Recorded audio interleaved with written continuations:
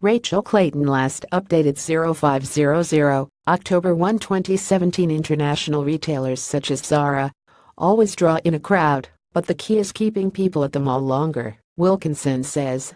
Lucy Cook is a diligent mall shopper, but she's getting bored with what's on offer. I like that everything is all in one place and malls usually have the bigger brands, she said.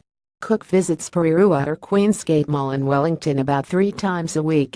Wellington shopper Lucy Cook loves the mall but is sick of the same old stores and fast food offered. I want to see more designer brands, makeup stores, and food. I struggle to eat anything at the mall.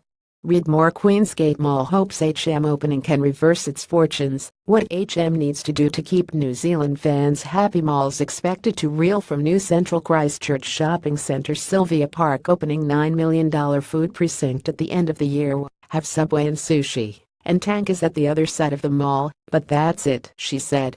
First Retail Managing Director Chris Wilkinson says new food options are a must for malls.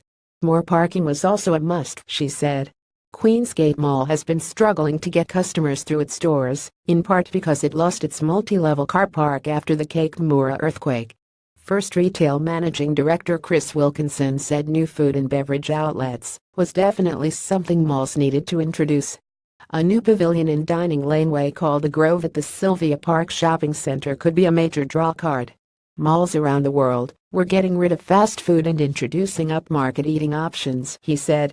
Food has been a big focus. A good example is Birmingham, where the city council was a large shareholder in one of the malls and they worked closely with local food businesses that were near and dear to the community to help them put sites in. We're going to see much more of this. People are very much tired of the sameness. It's desperately affecting our retail, so it's vital we have these operations coming through. Queensgate Mall has lost shoppers after the November 2016 earthquake, but HM's arrival could revitalize the space. Australian mall revamps are considered more advanced, with Banger and Sydney offering contemporary eateries, events, designer markets, and even school tours. The dining area at Auckland Sylvia Park Shopping Centre is one example of New Zealand following suit. The mall is expanding as part of a $9.1 million upgrade finishing in December. It will get 6 new restaurants, a new square and a dining pavilion.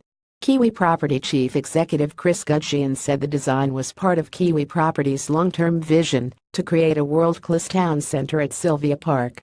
Wilkinson said food brought people together daily. We are eating out more and spending more, he said.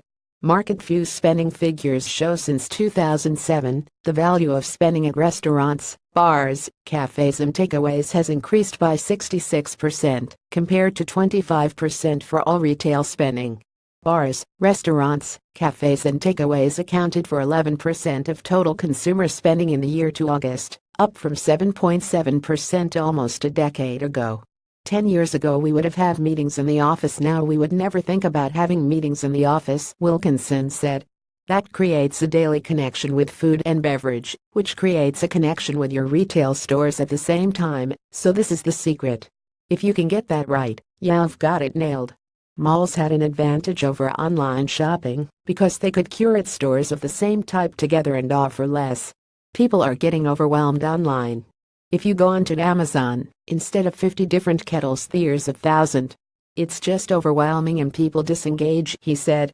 Cook avoids online shopping, unless it's for makeup. I like to try on clothes before I buy them. Because I work in retail, I know that the clothes can look very different online. Stuff.